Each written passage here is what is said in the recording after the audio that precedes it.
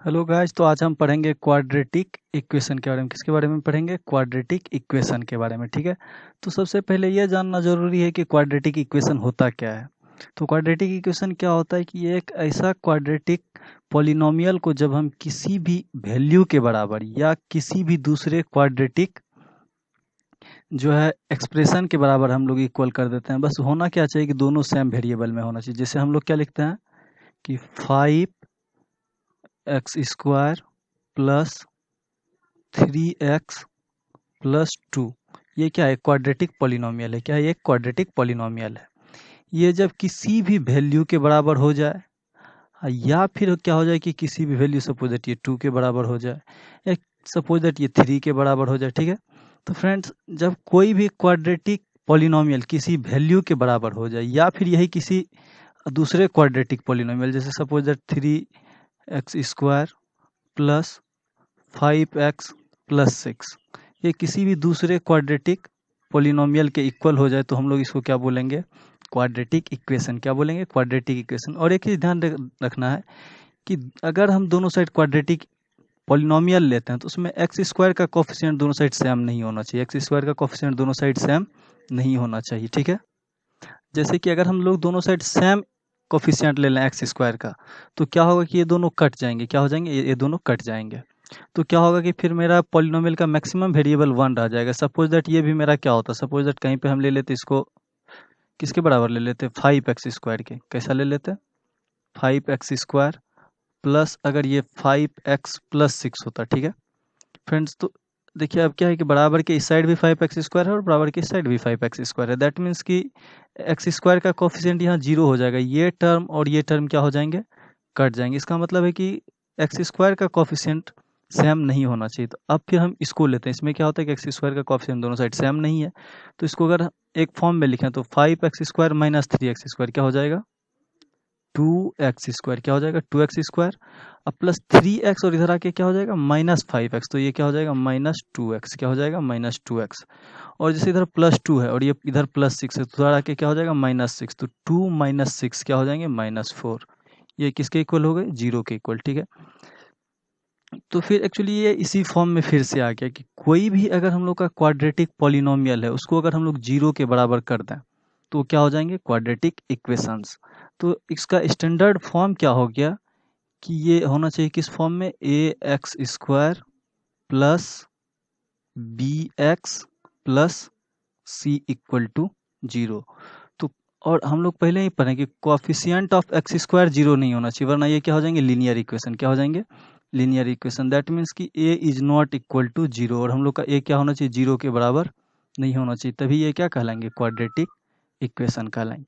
हो सकता है b 0 हो जाए फिर भी ये क्वाड्रेटिक इक्वेशन नहीं। हो सकता है c 0 हो जाए तो भी ये क्वाड्रेटिक इक्वेशंस रहेंगे। अगर जैसे हम लोग क्या ले लें केस b इक्वल टू 0, तो ये क्या हो जाएंगे? ax² plus c equal to 0, तो भी ये क्वाड्रेटिक इक्वेशंस है। अगर हम लोग c को 0 ले लें, किसको ले लें? c को 0, तो ये क्या हो जाएंगे? ax² plus bx equal to 0, फिर भी ये क्या रहेंगे? क्वाड्रेटिक इक्वेशन रहेंगे। ठीक है, तो पहला केस हम b को 0 ले सकते हैं, c 0 मेरा हो सकता है। इफ अगर हम लोग a को 0 ले लें, अगर हम लोग a को 0 ले लें तो ये क्या हो जाएंगे? bx plus c equal to 0। That means ये मेरे क्वाड्रेटिक इक्वेशंस, ये क्या होगा? Not a quadratic equation. ठीक है, ये क्या होंगे? Not a quadratic equation. यहाँ हम लोग के अगर b को 0 लेते हैं तो भी ये क्वाड्रेटिक रहेंगे। क्या रहेंगे? क्वाड्रेटिक रहेंगे। c मेरा 0 हो गया, सपोज दैट यहाँ पे b 0 लेते हैं, हम लोग c 0 लें तो भी ये क्या रहेंगे? क्वाड्रेटिक रहेंगे। तो दैट मीन्स कि हम लोग को यहाँ पता चला किसी भी क्वाड्रेटिक इक्वेशन में x² का कोफिशिएंट 0 नहीं होना चाहिए। मतलब a मेरा क्या हो गया? Coefficient of x²। a क्या हो गया? Coefficient of x²। b हम लोग का क्या हो जाएगा? Coefficient of x। b मेरा क्या है? कोफिशिएंट ऑफ x है। ठीक है फ्रेंड्स, सिमिलरली अगर हम लोग c को लें तो c मेरा क्या हो जाएगा? Constant term. क्या हो जाएंगे? Constant term. या इसको हम लोग दूसरा भी नाम क्या दे सकते हैं? ये दूसरा क्या हो जाएगा? Coefficient of x to the power zero, ये एक्चुअली क्या हो जाएगा, coefficient of x to the power zero. ठीक है, तो कोई भी क्वाड्रेटिक इक्वेशन किस फॉर्म में होना चाहिए, a x square plus b x plus c equal to zero, जिसमें ए मेरा कोफिशिएंट ऑफ एक्स स्क्वायर होता है, बी मेरा कोफिशिएंट ऑफ एक्स होता है and c is the constant term, c क्या होता है, कांस्टेंट टर्म। तो ठीक है फ्रेंड्स, तो हम लोग ये पता चल गया कि किसी भी क्वाड्रेटिक इक्वेशन का स्टैंडर्ड फॉर्म क्या होता है। अब हम लोग आगे देखेंगे कि किसी भी क्वाड्रेटिक इक्वेशन को हम लोग सॉल्व कैसे करते हैं या क्या उसका फॉर्मेट होता है। तो जैसे हम लोग कोई भी क्वाड्रेटिक पॉलिनोमियल लिखते हैं, पी ऑफ एक्स, क्या लेते हैं, पी ऑफ एक्स, उसको किस फॉर्म में बोले, अगर पॉलिनोमियल लें तो वो क्या हो जाएगा, a x square plus b x plus c, ये मेरा क्या क्या हो गया, कोई भी पॉलिनोमियल। जब इसको हम लोग जीरो के बराबर कर देंगे तो ये मेरा क्या हो जाएगा, इक्वेशन, ये मेरा क्या है, पॉलिनोमियल। अगर इसी को हम लोग p of x equal to zero ले लें, p of x equal to zero, that means क्या हो जाएगा, a x square plus b x plus c equal to zero. तो एक आता है जीरोज ऑफ पॉलिनोमियल, एक टर्म क्या आता है, zeros, zeros of polynomial.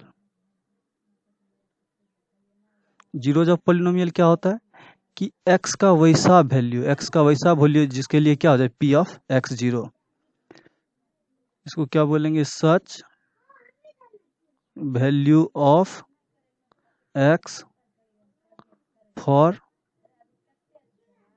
Which p of x equal to क्या हो जाए, जीरो हो जाए, तो उसको हम लोग जीरोज ऑफ द पॉलिनोमियल बोलते हैं। ठीक है, तो जीरोज ऑफ पॉलिनोमियल क्या हो गया कि x का वैसा वैल्यू जिसके लिए क्या हो जाए, p ऑफ x जीरो। ठीक है फ्रेंड्स, तो हम लोग ये कोई भी क्या है कि पॉलिनोमियल है, इक्वेशन में हम लोग क्या करते हैं, इसी पॉलिनोमियल को जीरो के इक्वल कर देते हैं, दैट मीन्स हम लोग क्या करते हैं, उस x का वैल्यू जिसके लिए क्या हो जाए, p ऑफ x जीरो। तो देखते हैं कि अब हम लोग उसको क्या कर सकते हैं। ठीक है फ्रेंड्स, तो मेरा p ऑफ जीरो कहने का क्या मतलब हो गया कि ये a x square plus b x plus c equal to zero, और पहले ये क्वाड्रेटिक है, दैट मीन्स कि मेरा क्या हो जाएगा, a is not equal to zero, a क्या नहीं होना चाहिए, जीरो नहीं होना चाहिए। ठीक है फ्रेंड्स, तो इसको हम नेक्स्ट लाइन में क्या लिख सकते हैं, ये हो गया ए एक्स स्क्वायर प्लस, देखिए फ्रेंड्स हम लोग का क्या है, बी एक्स है। ठीक है, बी एक्स है, हम इसको क्या कि ए से मल्टीप्लाई भी कर दिए और ए से क्या कर दिए, डिवाइड भी कर, किसी भी नंबर में हम लोग ऐसा कर सकते हैं।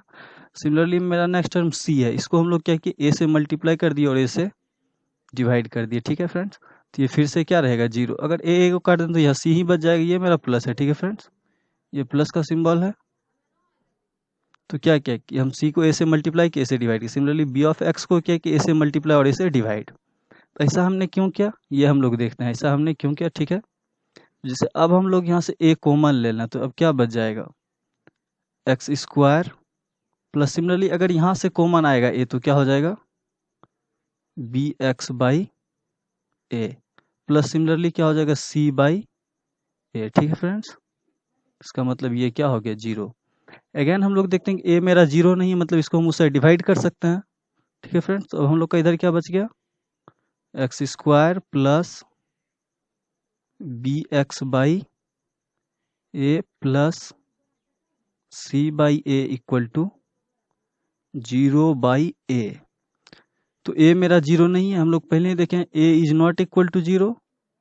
ठीक है फ्रेंड्स, तो मतलब ए से हम लोग डिवाइड कर सकते हैं, ए से क्या कर सकते हैं, डिवाइड कर सकते हैं। ठीक है फ्रेंड्स, तो इसको हम लोग क्या लिखे, x square plus two into x into b by two है। ठीक है फ्रेंड्स, हम लोग क्या यहाँ से टू से मल्टीप्लाई किए, टू से डिवाइड भी कर दिए, जैसे हम लोग क्या कर सकते हैं, क्या लिखे, two into x into b by two है, किसको लिखे हैं, बी एक्स बाय ए को, किसको लिखे हैं, बी एक्स बाय ए को।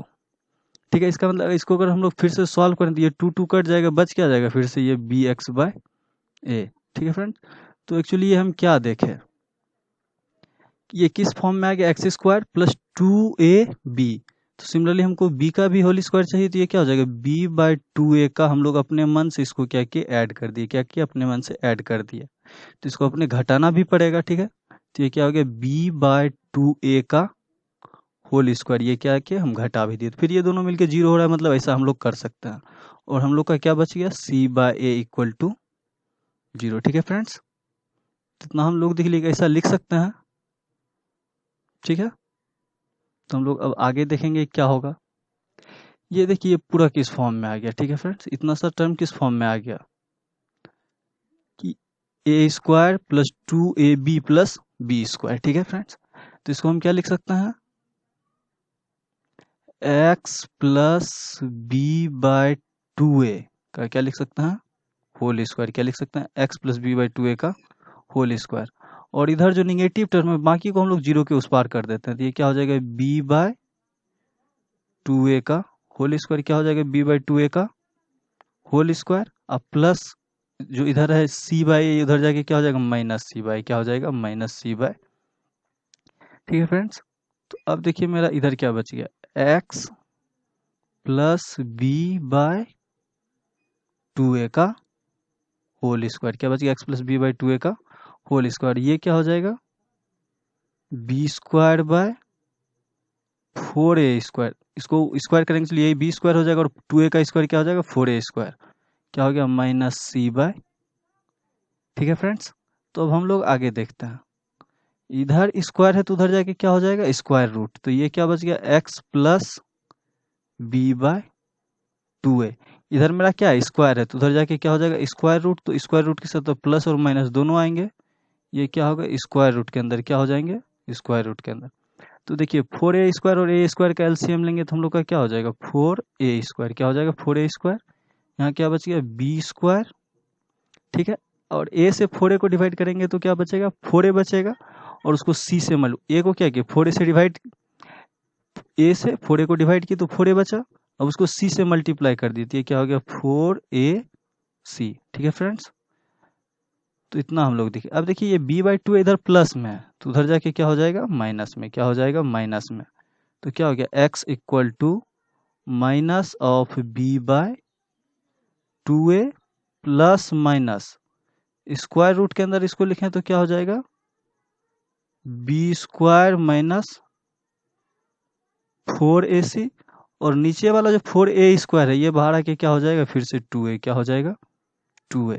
ठीक है फ्रेंड्स, तो यहाँ देखिए कि हम लोग x का वैल्यू आ गया, किसी भी क्वाड्रेटिक पॉलिनोमियल से किस फॉर्म में उसका x का वैल्यू आ गया। ठीक है, तो x का मेरा यहाँ 2 वैल्यू आया। क्या है, x का 2 वैल्यू। x इक्वल टू इसको क्या लिख सकते हैं, x इक्वल टू, देखिए यहाँ अगर पूरा एलसीएम ले लें तो ये क्या हो जाएगा, 2a हो जाएगा। ये क्या हो गया, माइनस b। ये क्या हो गया, प्लस माइनस स्क्वायर रूट के अंदर b स्क्वायर माइनस 4ac। ठीक है फ्रेंड्स, तो इसका 2 वैल्यू आएगा x का, एक प्लस के साथ और एक माइनस के साथ। पहले सॉल्यूशन को हम लोग x1 बोल देते हैं, तो x1 इक्वल टू क्या हो जाएगा, minus b plus square root of b square minus 4ac by 2a। ठीक है, और दूसरा सॉल्यूशन मेरा क्या हो जाएगा, x2 equal to minus of b, यहाँ फिर से हम माइनस सिंबल यूज करेंगे। ठीक है, क्या हो जाएगा, b square minus 4ac by 2a। ठीक है फ्रेंड्स, तो हम लोग क्वाड्रेटिक पॉलिनोमियल को किस फॉर्म में लिए थे, ax square plus bx plus c equal to 0, where a is not equal to 0। क्या था, a मेरा 0 के बराबर नहीं था। तो वहां से इसको हम किस फॉर्म में ले आए, इस फॉर्म में। किस फॉर्म में ले आए, इस फॉर्म में। ठीक है, यहाँ से मेरा x का 2 वैल्यू आ गया। कितना वैल्यू आ गया, x का 2 वैल्यू। ठीक है, तो ये भी हम लोग जानते हैं किसी भी पॉलिनोमियल में जितना डिग्री होता है उतना ही क्या होता है, इक्वेशन सॉल्यूशन होते हैं। तो यहाँ देखिए x का डिग्री हम लोग का क्या है, 2 है। x का मैक्सिमम पावर क्या है, 2 है। इसका मतलब 2 सॉल्यूशन आएगा। तो x1 हो गया मेरा पहला सॉल्यूशन और x2 क्या हो गया, दूसरा सॉल्यूशन। तो सपोज दैट इसको हम लोग मान लेते हैं अल्फा। क्या मान लेते हैं, अल्फा। और दूसरा जो x2 आया उसको क्या मान लिए, बीटा। उसको क्या मान लिए, बीटा। ठीक है फ्रेंड्स, तो यहाँ से हम देखते हैं कि हम लोग का जो 2 सॉल्यूशन आया, ठीक है, अल्फा और बीटा। तो x1 को कहे कि हम अल्फा माने हैं, तो अल्फा इक्वल टू हम लोग क्या लिख सकते हैं, अल्फा इक्वल टू, ठीक है, माइनस बी बाय 2a। अब प्लस अगर हम इसको सेपरेट रखें तो ये क्या हो जाएंगे, बी स्क्वायर माइनस 4ac। क्या हो गया, b square minus 4 AC by 2A। ठीक है फ्रेंड्स, तो ये हम लोग का क्या हो गया, अल्फा हो गया पहला सॉल्यूशन या एक्स का पहला रूट, और दूसरा हम लोग का क्या हो जाएगा बीटा। दूसरा क्या हो गया बीटा। बीटा हम लोग का क्या हो गया -b minus square root of b square minus 4ac। यहाँ भी -b/2a हो जाएंगे। ठीक है, और इसके साथ भी क्या हो जाएंगे 2a, इसके साथ भी क्या हो जाएंगे 2a। तो ये हम लोग का दूसरा वैल्यू आ गया किसका, बीटा का। ठीक है फ्रेंड्स, तो हम लोग अल्फा और बीटा निकाले, इसको हम लोग क्या बोलेंगे, जीरोज ऑफ द पॉलिनोमियल। ये क्या हो गए हम लोग के जीरोज ऑफ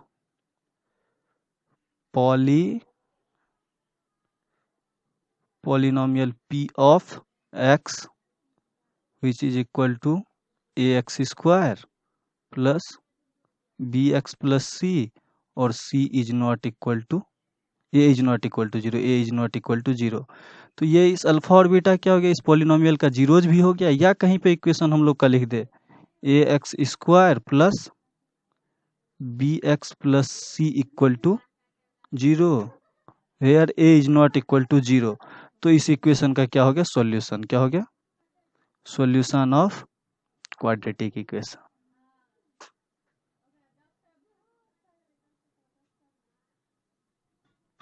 क्या होगा क्वाड्रेटिक इक्वेशन के सॉल्यूशन। ठीक है फ्रेंड्स, नेक्स्ट देखेंगे अल्फा और बीटा कब रियल होगा या कब इमेजिनरी होगा। थैंक यू फ्रेंड्स, इस क्लास में हम देखें कि पॉलिनोमियल क्या होता है और उसका सॉल्यूशन क्या होता है। नेक्स्ट क्लास में हम लोग देखेंगे कि उसका कब रियल रूट होगा और कब इमेजिनरी रूट होगा, इस बारे में देखेंगे। थैंक यू फ्रेंड्स, अगर आपको ये वीडियो पसंद आए तो जरूर इस चैनल को लाइक कीजिए, सब्सक्राइब कीजिए और शेयर कीजिए। Thank you. अगर कुछ कमेंट में लिखना है तो आप नीचे कमेंट बॉक्स में लिख सकते हैं। Thank you.